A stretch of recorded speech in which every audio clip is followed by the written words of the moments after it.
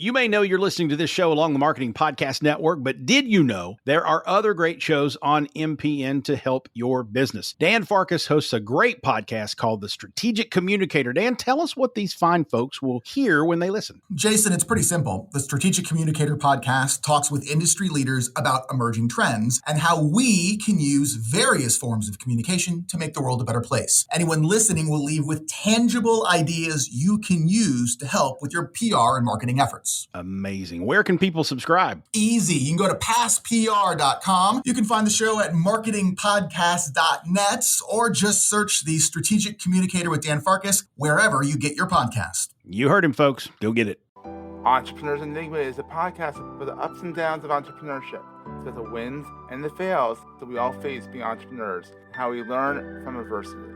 Every week I talk to a different entrepreneur with a story to tell. I'm Seth Goldstein. Come with me on the journey. This is Entrepreneurs Enigma. Let's get started.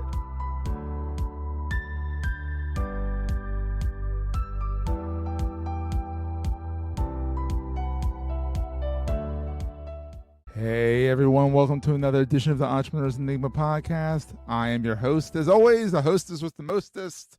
I guess some people might not call me that, but whatever. I am Seth.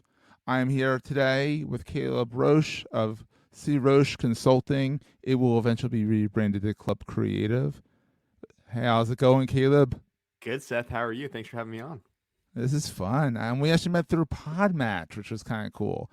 I'm like, we gotta give a huge shout out to Podmatch because that is the coolest platform. It's pretty wild. I usually don't have a problem with getting guests, but when I get to meet interesting people like Caleb, it makes it all worth it.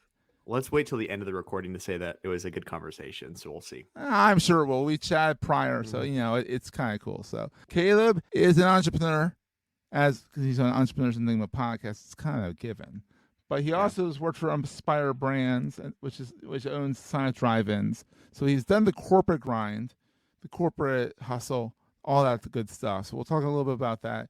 But Caleb, how did you get started? In general, in marketing, getting interested in marketing and all of this fun stuff?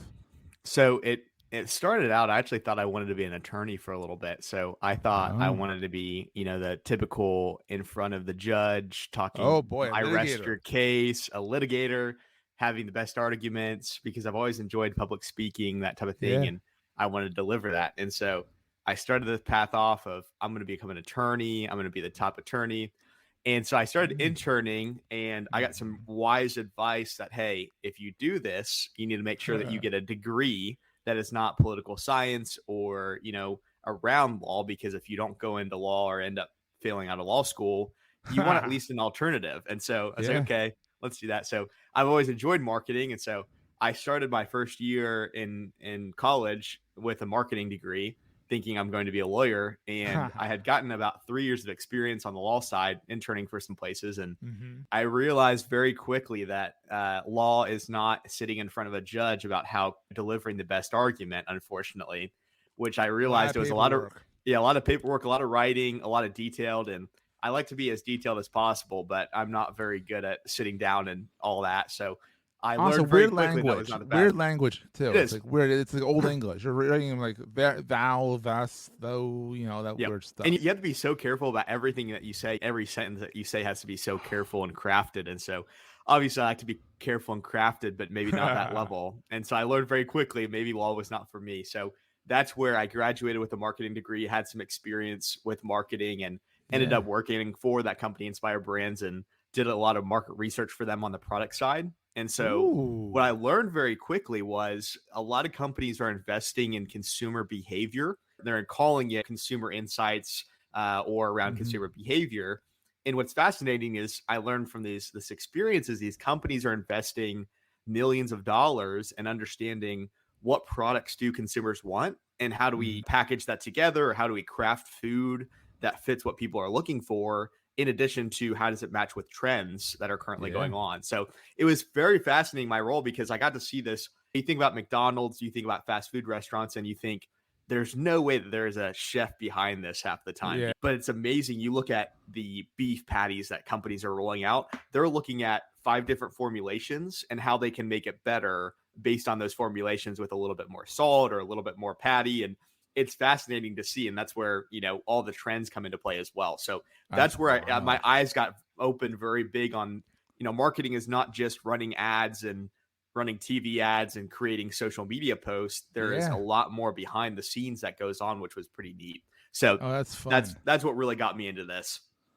We're going to take a quick break, hear from our sponsors, and get right back to the show. As a person with a very deep voice, I'm hired all the time for advertising campaigns. But a deep voice doesn't sell B2B, and advertising on the wrong platform doesn't sell B2B either. That's why if you're a B2B marketer, you should use LinkedIn ads. LinkedIn has the targeting capabilities to help you reach the world's largest professional audience.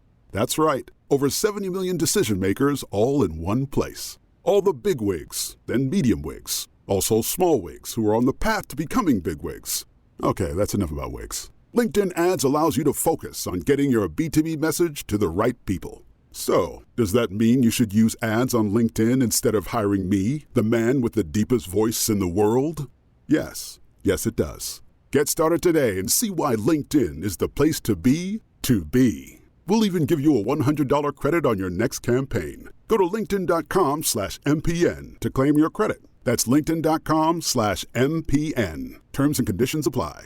And so then you have been doing, and you started out as a side hustle, right? Kind of a, yep. Yeah, so I can do this a little bit for some other people. Why do this and whatever, that kind of thing. I was pretty profitable back in the day. I started out and I said, man, I can help run social media. I can run ads. I can do websites. And let's not talk about the first websites that I developed. So we'll avoid talking about those. But I was charging $250 a month to do all of this for people. And I was making a lot of money, And so I realized very quickly that I was undercharging significantly, but I was getting some good experiences. And B, there's a big market potential for this where people that have experience on the corporate level coming to consult with other companies.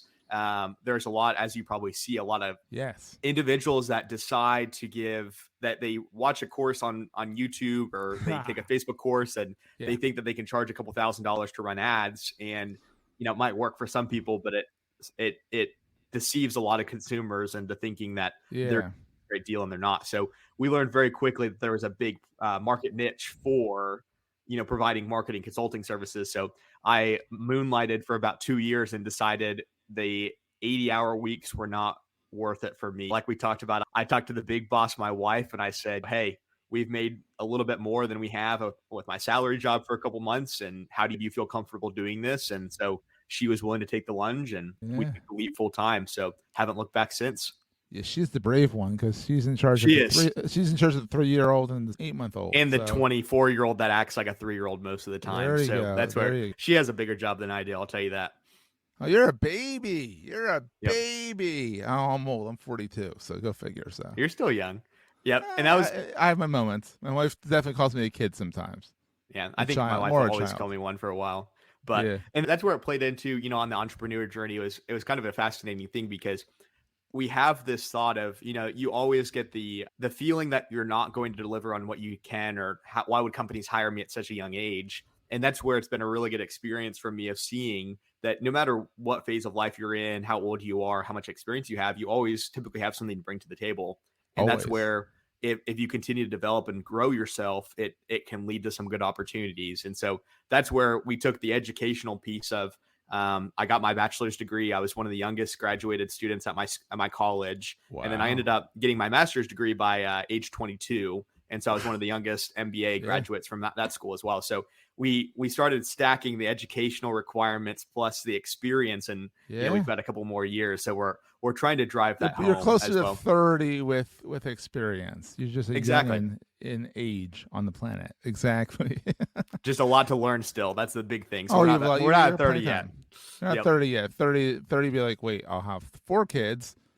And I'll be a multimillionaire. There you go. Hopefully one of those is the case, and I'm gonna let you guess on which one it is, and it's going to be the money side.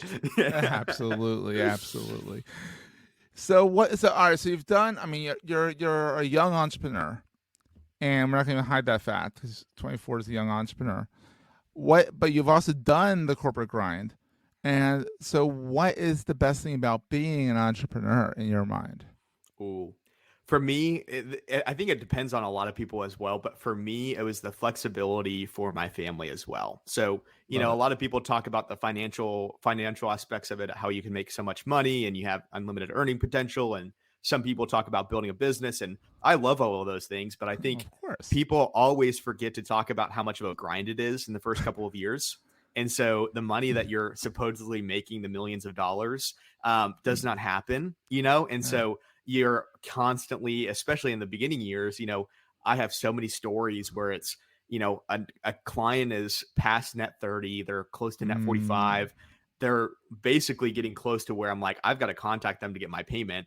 They're not answering their phones. And I'm like, how am I going to do this? And so, for me, it was like the financial piece has grown, but it wasn't we walk into $1 million thing. And so what really motivated me was the fact that I can decide if my son has an appointment or with our new daughter, I can take some time off. And if I put the right team in place, I can avoid having to ask a boss, hey, can I take 3 days of 3 weeks of paternity leave or a couple of days off so I can go to these appointments. The flexibility of being able to set my own schedule and say, hey, I want to take today and go take the kids to the zoo, or being able to spend a lot more time with my family. It was a great refreshment because at Inspire Brands, I was away from them pretty frequently with traveling. And so it was a nice little refreshing change of pace where I'm like, oh, I don't have to travel every day. This is really nice. Yeah, it's great. So on the flip side, what keeps you up at night besides the 8-month-old baby? And the 3-year-old. The 3-year-old actually sleeps worse than the 8-month-old right now. So the tables have turned on that one. But what keeps me up at night is there's two main things that really keep me up. One is, how do we continually deliver a better product to our customers? And I'm sure you feel this way as well. Within the marketing space and that type of thing, there's always new innovations that are coming out, and there's competitors that are coming out with better products than we are. And so how do we deliver a exceptional client experience continually, and B, how do we build better products and inform our clients about that product?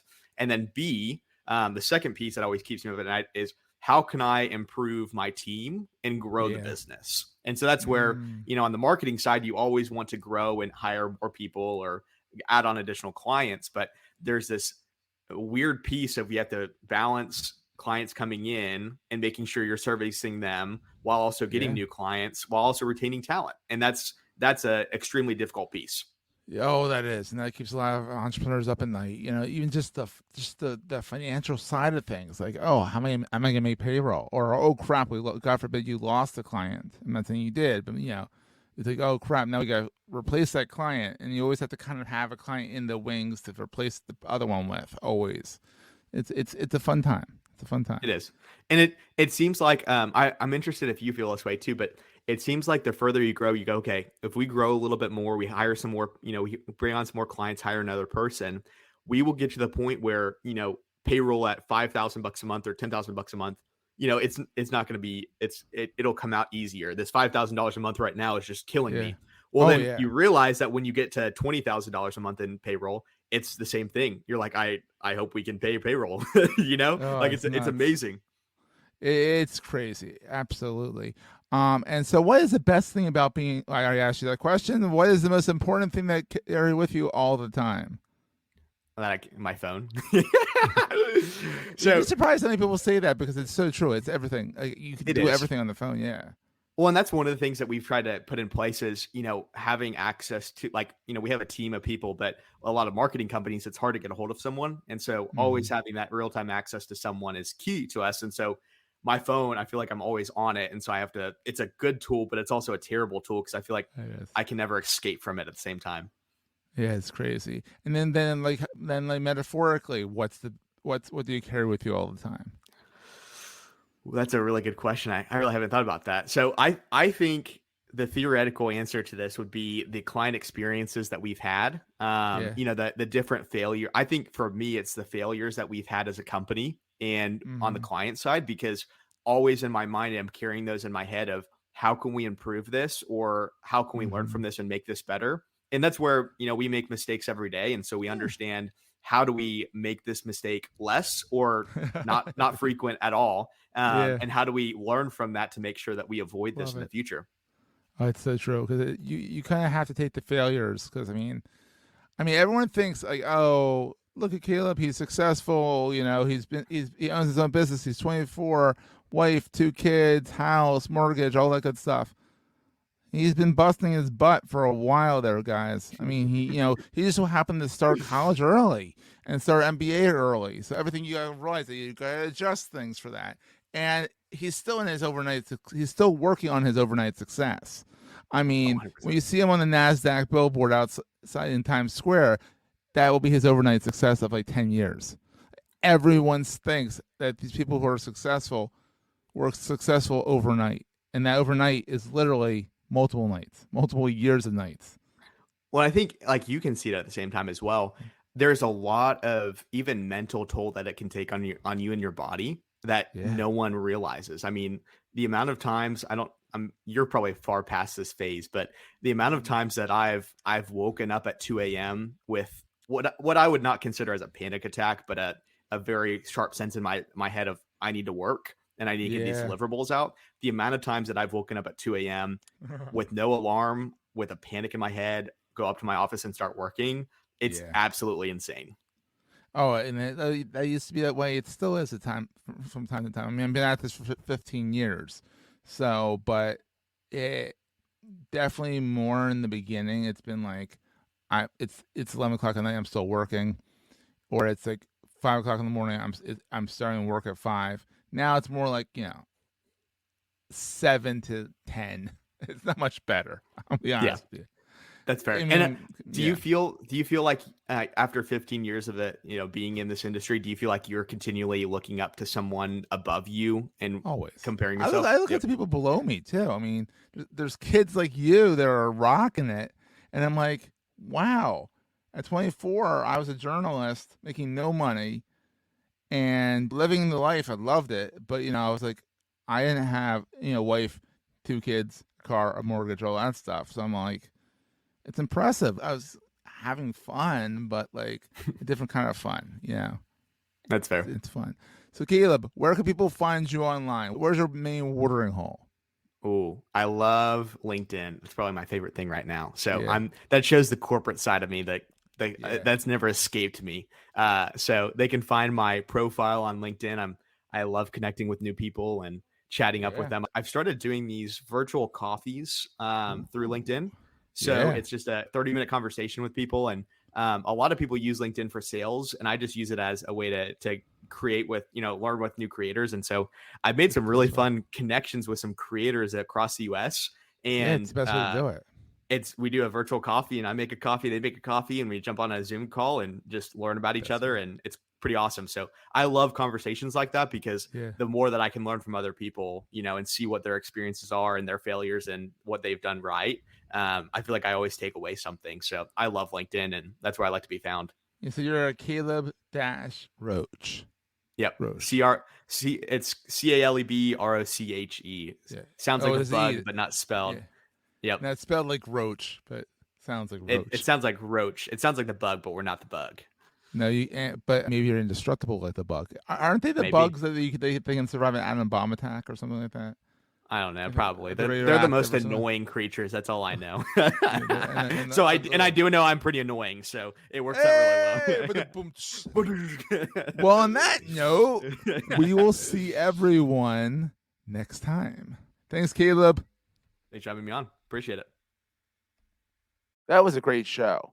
If you're enjoying Entrepreneurs Enigma, please review us in the podcast directory of your choice. Every review helps other podcast listeners find our show. If you're looking for other podcasts in the marketing space, look no further than the Marketing Podcast Network at marketingpodcasts.net.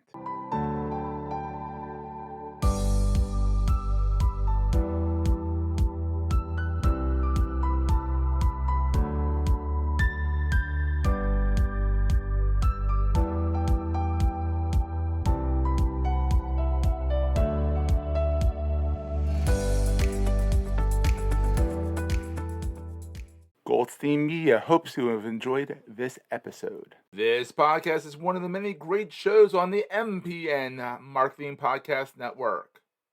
You may know you're listening to this show along the Marketing Podcast Network, but did you know there are other great shows on MPN to help your business? Paul Furiga hosts a great podcast called Storylines Live. Paul, tell us what you talk about on the show. The most important story any business owns, its capital S story. The narrative that answers why someone would buy from, work for, invest in, or partner with that business. In each Storylines Live episode, we explore business storytelling and interview business leaders and marketing experts about their capital S stories. Awesome. And where can people subscribe? Go to wordwriteagency.com/storylines or find the show at marketingpodcast.net or search for Storylines Live wherever you get your podcasts. You heard him. Go subscribe. This podcast is heard along the Marketing Podcast Network. For more great marketing podcasts, visit marketingpodcasts.net.